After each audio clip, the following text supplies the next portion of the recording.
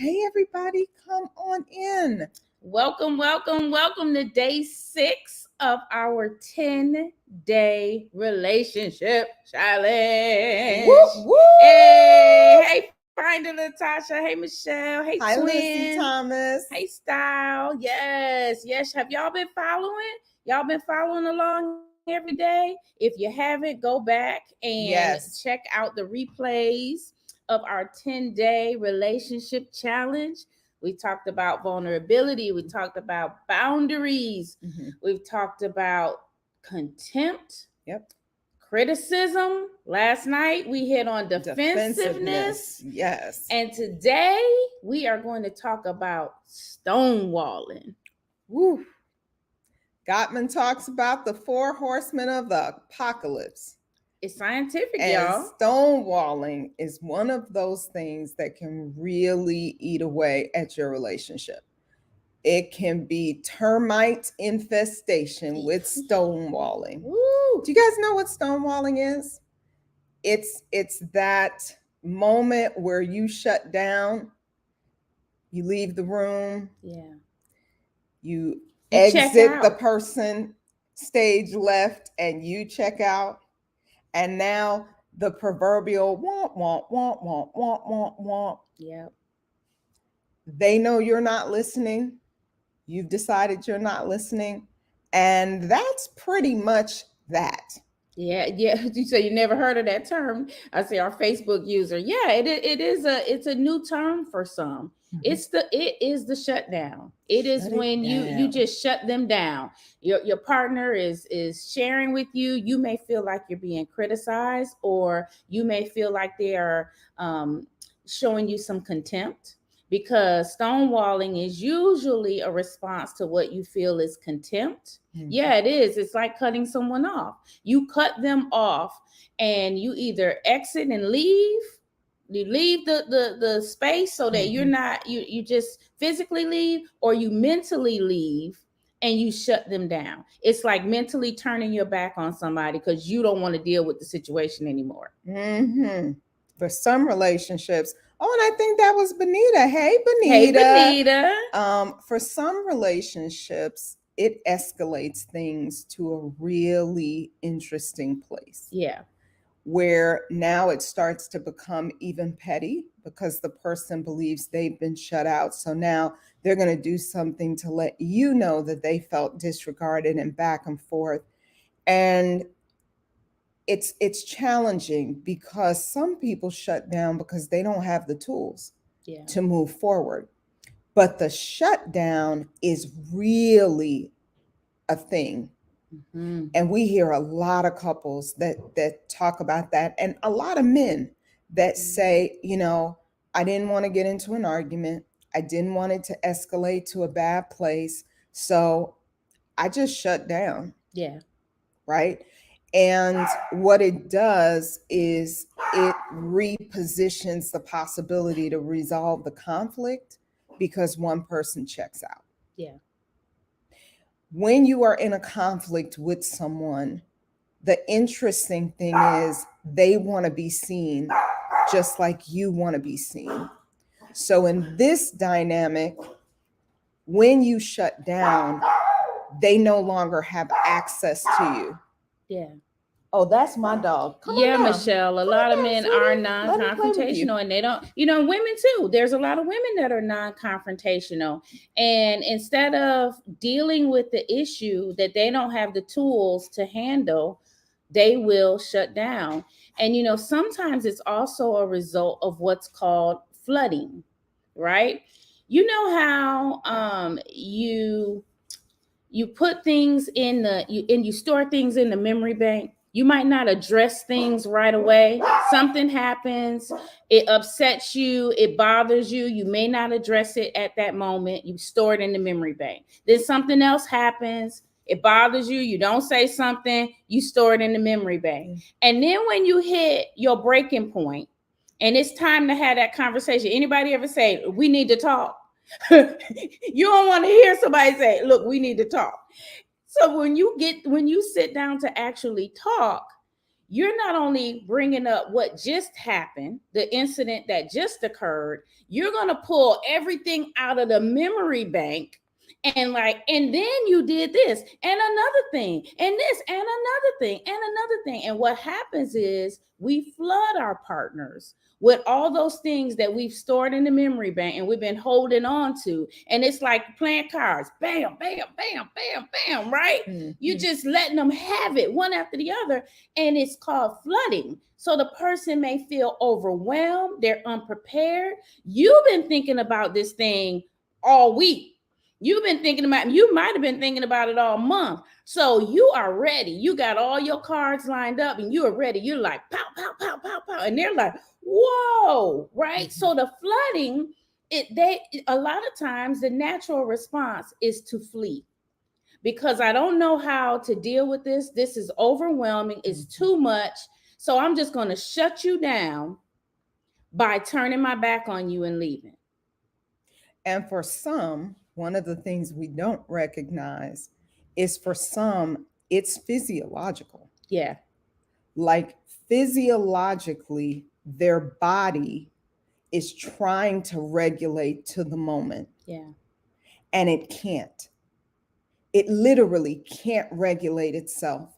So the then next best thing is to fight or flight. So it moves out of the conversation to be able to reconfigure. And that sometimes is hard for us to think that this moment is so intense that the other person's body is literally trying to find an escape valve to recalibrate how it's experiencing what is happening. That's why things like charging after someone when they're trying to escape is not wise. Mm-hmm. Because something is often happening that we can't see on the male and the female side. So what we want to do is give people an opportunity to hear what we're saying. Mm-hmm. And then, if necessary, come back to the conversation without feeling abandoned. And that is huge because for some, when stonewalling occurs, what the person who's left feels is abandoned. Yeah.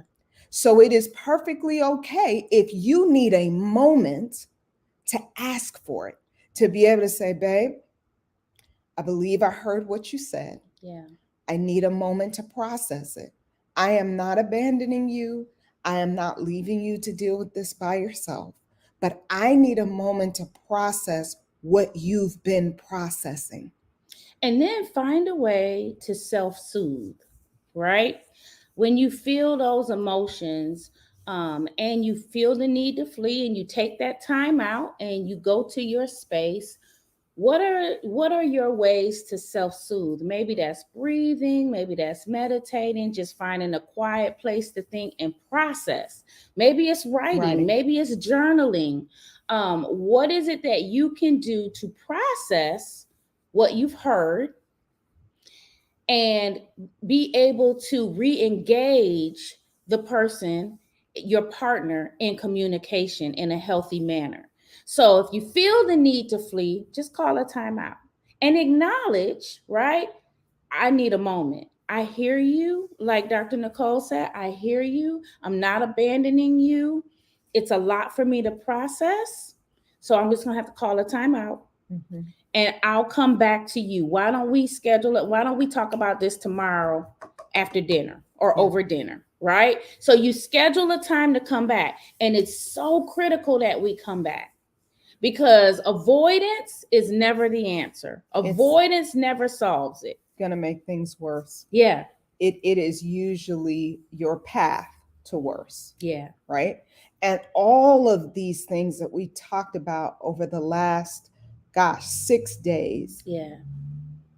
And especially the last 4, when we talk about the horsemen, their paths to greater conflict. Yeah. And to greater disconnection. Because again, remember, when we don't look at it as the person is saying we have a character flaw, The real issue is something needs to be seen and addressed, Yeah. or the other person needs to be seen and addressed, or we need to be seen and addressed. Why? Yeah. Because what we want more than anything as human beings, whether we can admit it or not, is to be understood. Because when we feel understood, we feel connected to, Yeah. we feel seen, we feel regarded, we feel like we're in partnership. But can we really tell you what it makes you feel? It makes you feel loved.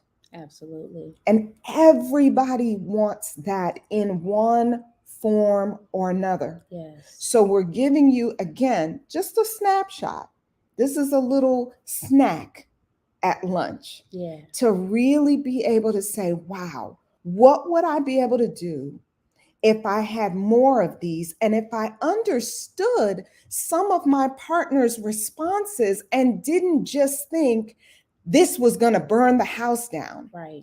There's so many people that we work with that are like, my God, yeah. If I knew this 5 years ago, I would have dated differently. Yeah. If I knew this a year ago, we wouldn't have been separated. Yeah. If I just had this information, what is already a good relationship could be so much better.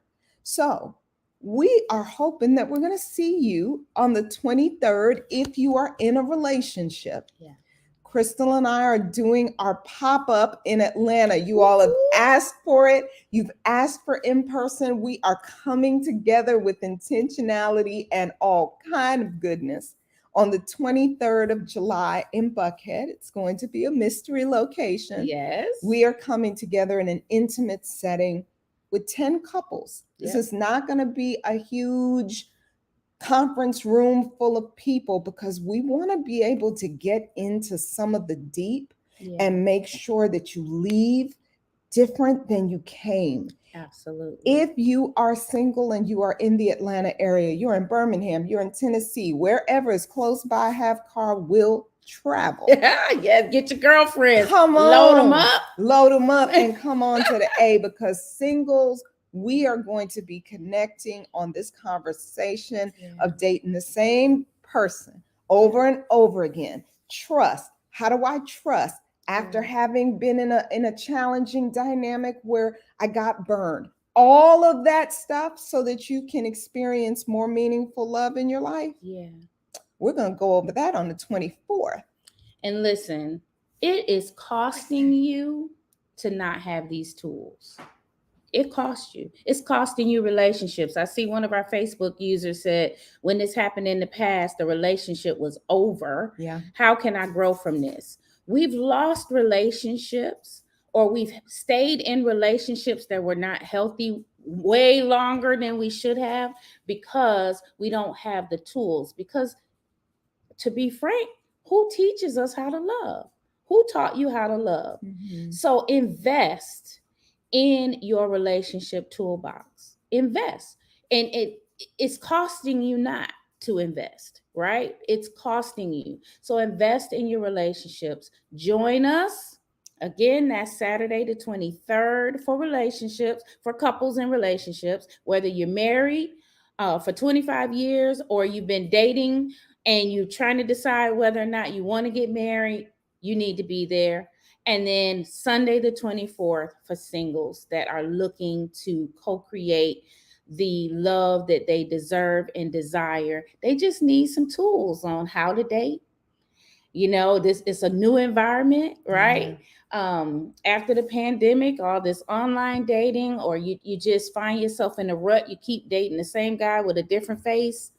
You need to come talk to us. We hope to see you guys. Hope to see you, Shonda. And listen, the link is in our link tree. It's in the link tree, but it is bit.ly/HOTM pop-up. But check it out. The link is in the link tree, and we hope to see you guys. See you guys soon. Bye. Bye.